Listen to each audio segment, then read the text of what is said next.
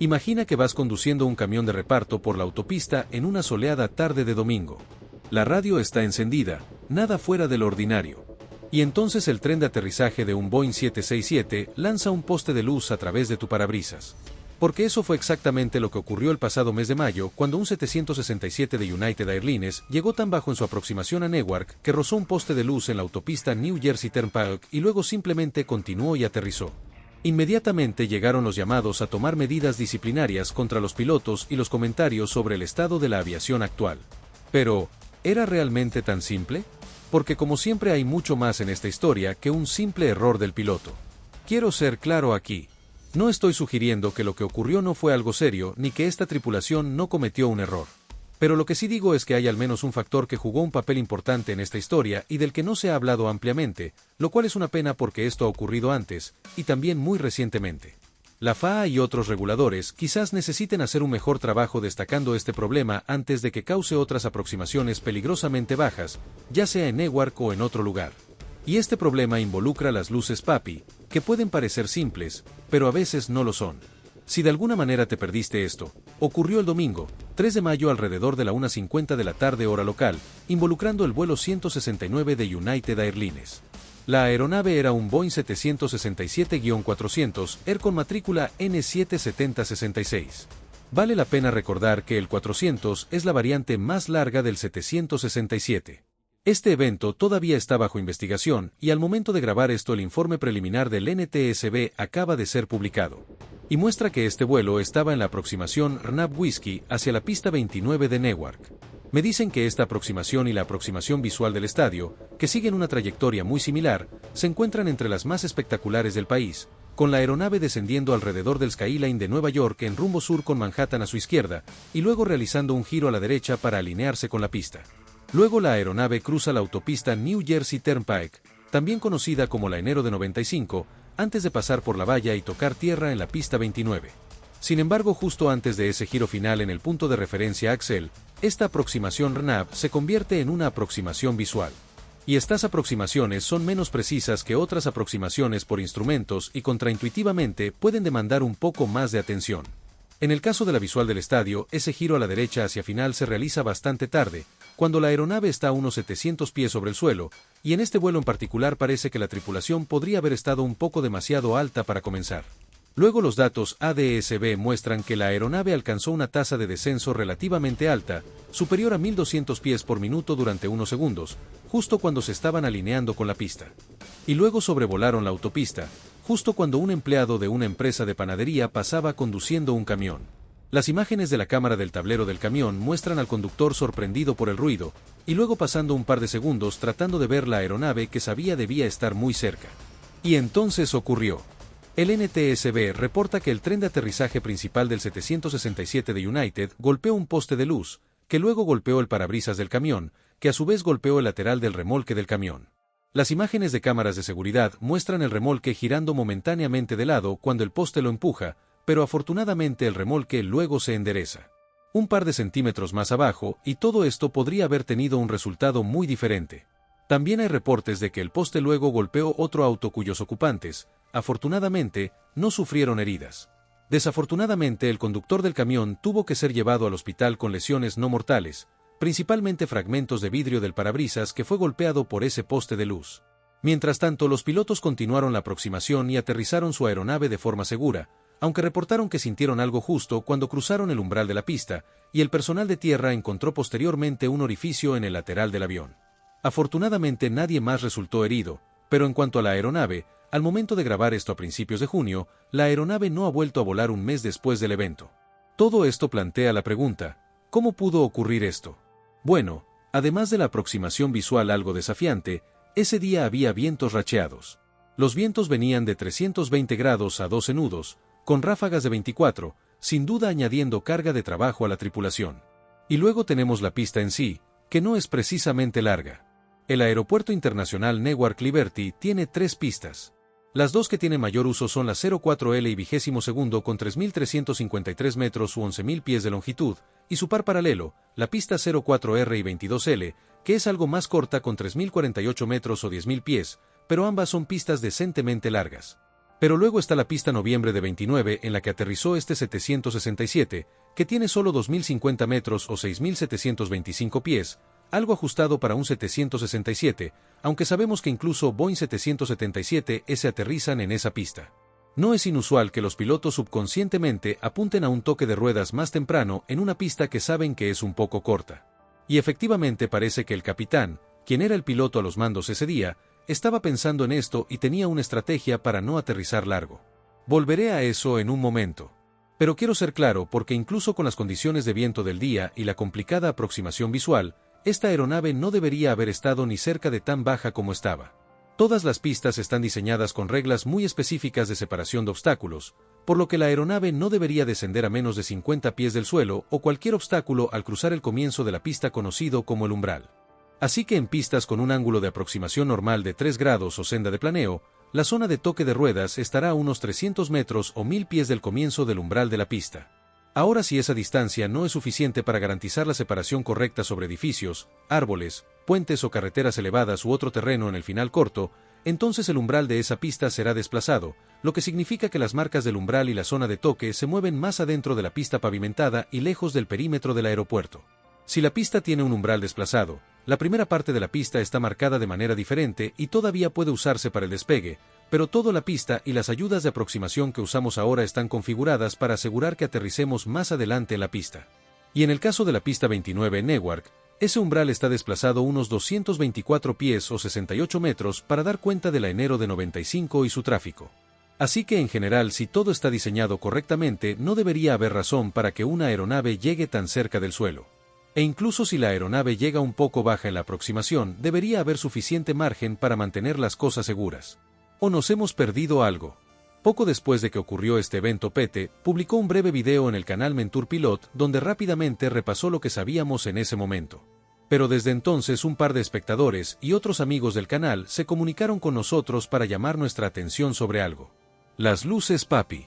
Estoy seguro de que muchos saben qué son y qué hacen, pero lo que quizás no saben es que las PAPI definitivamente no son universales.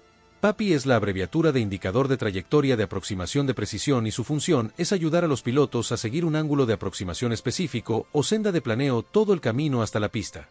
Las PAPI están típicamente dispuestas como una serie de 4 luces en línea junto a la zona de toque de la pista. Y la luz que produce cada una de las 4 luces PAPI es uno de 2 colores, rojo o blanco. Y el color que ven los pilotos cambia dependiendo de si la aeronave está por encima, por debajo o perfectamente en la trayectoria de aproximación correcta, que típicamente es de 3 grados. Y esto se logra mediante un ingenioso uso de filtros angulados. La idea es que si una aeronave se está aproximando para aterrizar en el ángulo correcto, los pilotos verán 2 luces blancas y 2 luces rojas. Y si estuviéramos un poco altos en la aproximación veremos 3 blancas y una roja, y si estamos demasiado altos veremos 4 luces blancas. Y el mismo principio aplica si estamos demasiado bajos. Una blanca y 3 rojas si estamos un poco bajos y todo rojo si estamos demasiado bajos.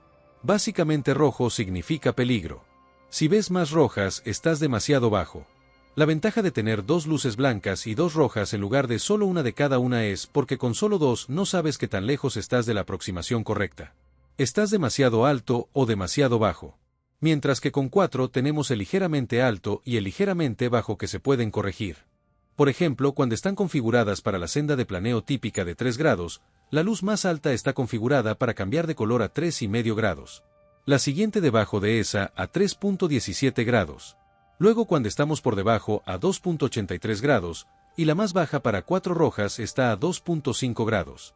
Mecánicamente las PAPI no son muy sofisticadas. Tanto las luces blancas como las rojas en cada una de las 4 unidades están en el mismo conjunto. Típicamente usando la misma fuente de luz con filtros y lentes, lo cual se hace de esa manera para minimizar al máximo el ángulo donde podemos ver tanto blanco como rojo en la misma luz. Cuando podemos ver un poco de ambos, lo llamamos rosa.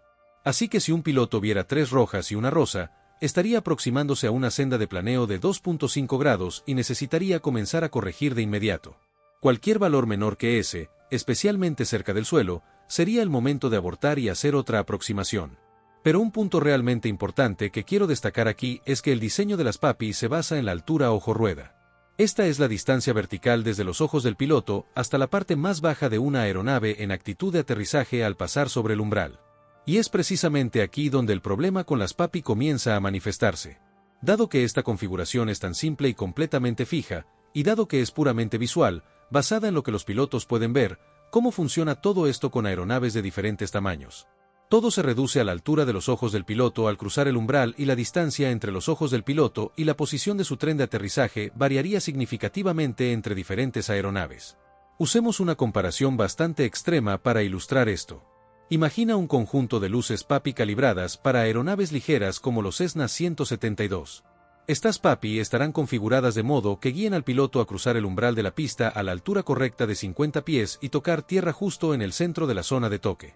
Pero ahora veamos qué ocurriría si un Boeing 747 volara la misma aproximación usando esas mismas luces PAPI. El piloto todavía vería dos rojas y dos blancas. Todo parece bien. Pero como el piloto está sentado tan por encima del tren de aterrizaje en el 747, observen qué tan cerca está el tren de aterrizaje del suelo en comparación con el 172, que es donde debería estar. Y esto realmente destaca los peligros de seguir la guía de PAPI que no están calibradas para tu aeronave. Pero lo que realmente quiero enfatizar aquí es que esto no es solo un problema cuando comparamos 747S con Cessnas. Puede seguir siendo un problema significativo incluso al comparar aerolíneas, digamos un monopasillo 737 o A320 por un lado y un Boeing 767 por el otro. Para esta comparación voy a usar un Boeing 767 A400 como la aeronave en este incidente y compararlo con un Airbus A320. Si una pista tiene sus PAPI calibradas para aeronaves como la 320, guiarán correctamente a los pilotos hasta la pista para que la aeronave pase el umbral a la altura correcta de 50 pies, lo que garantiza la separación segura de obstáculos. Pero ahora si un Boeing 767 volara esa misma aproximación, la altura ojo-rueda es significativamente mayor, lo que significa que si los ojos del piloto cruzan el umbral en el mismo punto, viendo dos rojas y dos blancas, el tren principal del 767 estará ahora significativamente más cerca del suelo que ese A320 y probablemente no cumplirá con los criterios requeridos de separación de obstáculos. Y esto demuestra que incluso entre diferentes aerolíneas necesitamos diferentes categorías de configuraciones PAPI.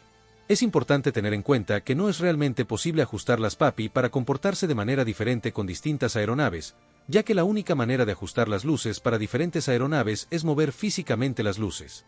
Así que tenemos diferentes configuraciones PAPI para diferentes aeronaves, pero lamentablemente no están completamente estandarizadas en todo el mundo, aunque todas se basan en la altura ojo-rueda. En los Estados Unidos, la FAA define 4 categorías llamadas grupos de altura, numeradas del 1 al 4. Y hasta donde podemos determinar, las luces PAPI para la pista 29 en Newark no están configuradas para una aeronave del tamaño de un 767. El 767 es un grupo de altura 4 o HG4, pero parece que las PAPI de la pista 29 de Newark estaban configuradas para aeronaves de grupo de altura 2 o grupo de altura 3, lo que significa los jets monopasillo más pequeños como el Boeing 737 y el Airbus A320. Esto no es necesariamente un problema en sí mismo. Si los pilotos volaron la aproximación sabiendo que las PAPI no están calibradas para su tipo de aeronave, simplemente pueden ajustar en consecuencia. Pero el problema es que la información sobre qué tipo de luces PAPI encontrarán los pilotos en la pista no siempre está claramente especificada en sus cartas de aproximación o diagramas de aeropuerto. Al menos no en los Estados Unidos. En cambio, la FAA instruye a los aeropuertos a configurar sus luces PAPI de acuerdo con la aeronave más exigente, lo que creo que generalmente significa la más grande que hace uso regular de la pista. Y lo que significa regular puede ser debatible o incluso cambiar con el tiempo. Esta no sería una corrección muy difícil de implementar. Lo sabemos porque otros países como Canadá ya lo están haciendo. Si comparamos el diagrama del aeropuerto de Newark con el de un aeropuerto en Canadá que nos envió un espectador, podemos ver una diferencia importante. En Newark hay un símbolo P en un círculo cerca del comienzo de cada pista para decirnos aproximadamente dónde y en qué lado de la pista están las PAPI. En la carta canadiense, sin embargo, vemos básicamente el mismo P en un círculo cerca del extremo de cada pista, pero con un número al lado. En este caso P2. Y eso nos dice que este conjunto de PAPI está destinado a aeronaves con una altura ojo-rueda de 25 pies, lo que lo hace apropiado para 320 o Boeing 737, pero no para fuselajes anchos. Como dije antes, estos sistemas de tallas no están estandarizados en todo el mundo y tampoco lo están las categorías de tamaño ni las cartas, lo que hace las cosas aún más difíciles. Así que finalmente volvamos al United 767 A400 en Newark y veamos cómo todo esto se combina para afectar la historia. En primer lugar, en un video de cámara de seguridad del aeropuerto, podemos ver que en el momento en que las ruedas de la aeronave golpean el poste de luz y casi rozan el techo del camión, el 767 tiene una actitud bastante alta de nariz, posiblemente porque los pilotos se dieron cuenta de que estaban un poco demasiado bajos y estaban corrigiendo. Y esto está corroborado por el informe preliminar del NTSB, que señala que en este punto el 767 estaba demasiado bajo, pero las actitudes de cabeceo más altas significan que su tren de aterrizaje principal estaba ahora aún más bajo en relación con los ojos de los pilotos en la cabina.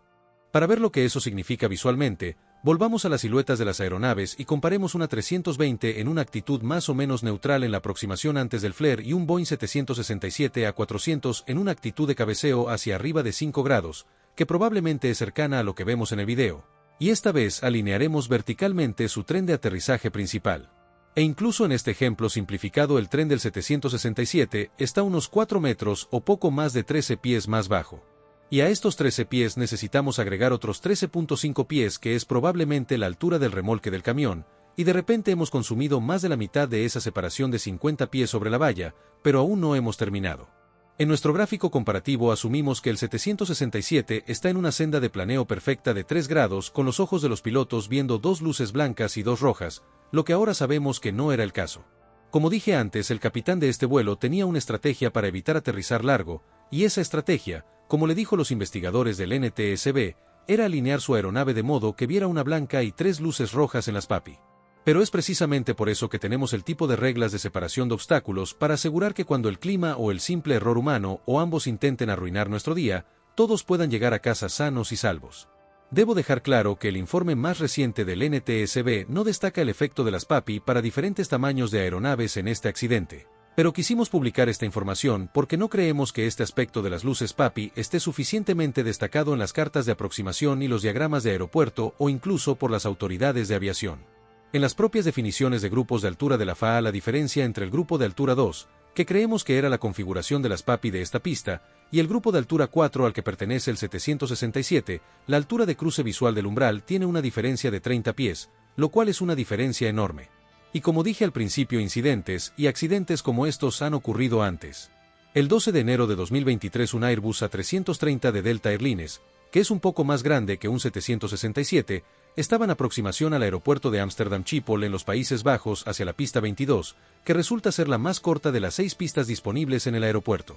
Las PAPI en esa pista estaban configuradas para, sí, lo adivinaron, 737 y A320, y la tripulación de Delta, que no estaba muy contenta con la longitud de la pista, declaró posteriormente que decidieron ajustar su senda un poco para asegurarse de no aterrizar largo. El resultado fue que el clima rachado y quizás un poco de fatiga después de un largo viaje desde Detroit significó que llegaron demasiado bajos y en realidad tocaron tierra antes del umbral en el pasto. Afortunadamente no había carretera cerca de esa pista y además de ensuciar el fuselaje con barro y tener que inspeccionar el tren de aterrizaje principal, la aeronave básicamente no sufrió daños.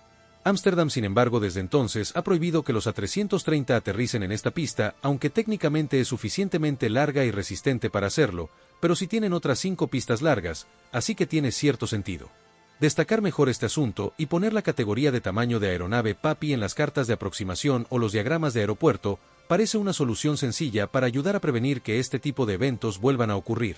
Y realmente espero que uno de los aspectos positivos que surja de este incidente sea que la FAA y otras autoridades de aviación en todo el mundo hagan que esta información vital sea más clara y fácil de encontrar para los pilotos. Pero, ¿qué piensan ustedes? ¿Han escuchado de algo que necesite un poco más de atención? Cuéntenos en los comentarios.